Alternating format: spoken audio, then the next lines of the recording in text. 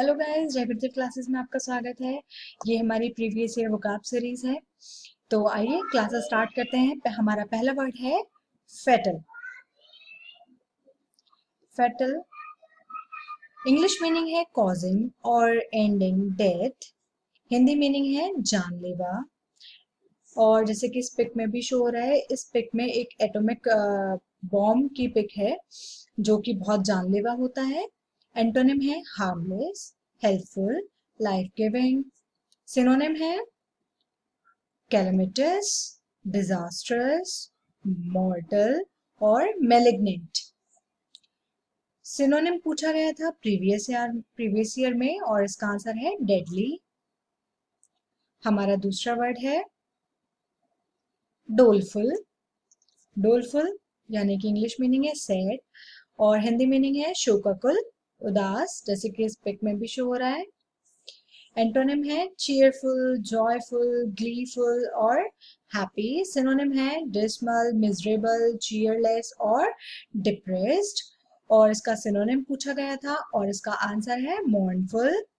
हमारा तीसरा वर्ड है ग्रूव और इंग्लिश मीनिंग है deep and rough and often sounding unfriendly, रूखे आचरण वाला, जैसे कि इस पिक में भी कुछ ऐसा ही शो हो रहा है।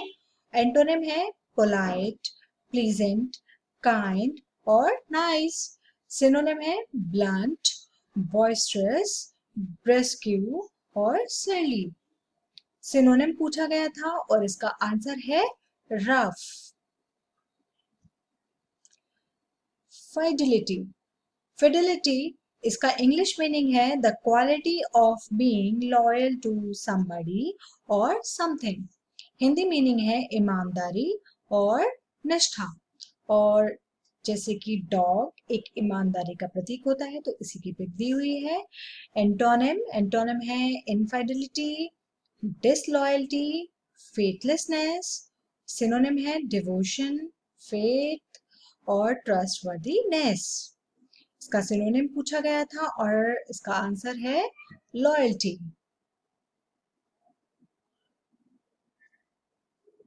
हमारा फिफ्थ वर्ड पे आ जाते हैं। हमारा फिफ्थ वर्ड है इनफ्रक्टुअस। इंग्लिश मीनिंग है not producing good result. Hindi meaning है व्यर्थ और निष्फल। ये जो ट्री दिखाया गया है ये एक बहुत सूखा हुआ है। अब मतलब ना तो इस पे फूल आएंगे और ना ये छाए दे सकता है, तो ये अभी व्यर्थ है। एंटोनिम एंटोनिम है इसके इफेक्टिव, फ्रूटफुल और प्रोडक्टिव और प्रॉफिटेबल। सिनोनिम है इनइफेक्टिव, पॉइंटलेस, यूजलेस और फ्यूटिली। सिनोनिम है फ्रूटलेस। इसका सिनोनिम पूछा गया था और इसका आंसर है फ्रूटलेस। सिक्स वर्ड है autonomy, the freedom for a country, a region और एन ऑर्गेनाइजेशन। हिंदी मीनिंग है स्वत्व अधिकार। ये एक पिक है जिसका स्वत्व अधिकार हो गया है तो ये बहुत हैप्पी दिखाई दे रहा है। तो एंटोनिम है नॉन ऑटोनॉमी, डिपेंडेंस। सिनोनिम है फ्रीडम, सेल्फ गवर्नमेंट और सेल्फ रूल। इसका एंटोनिम पूछा गया था और इसका आंसर है डिपेंडेंस। हमारे सेवेंथ वर्ड पे आते हैं। सेवेंथ वर्ड है एफर्म, टू स्टेट फर्मली और publicly that some is true और that you support something strongly. Hindi meaning है दावे से कहना। और जैसे कि ये एक पिक दी हुई है, तो जब भी हम कोई चीज डन कर देते हैं तो हम कैसे करते हैं, डन। तो उसी चीज की पिक दी है और इसके एंटोनिम है डिनाई, रिजेक्ट, नलिफाई, रेपुडिएट। और सिनोनिम है एसर्ट, कंफर्म, डिक्लेयर और रेटिफाई। इसका एंटोनिम पूछा गया था और इसका आंसर है रिफ्यूज। ठीक है। और एट्थ वर्ड पे पहुंचते हैं।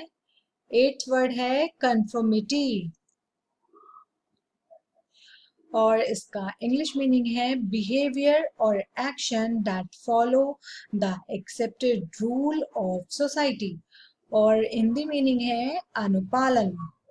जैसे कि डॉग एक अपने मालिक एक एक फिंगर दिखाई हुई है, तो ये डॉग जो है वो अपने मालिक का अनुपालन कर रहा है।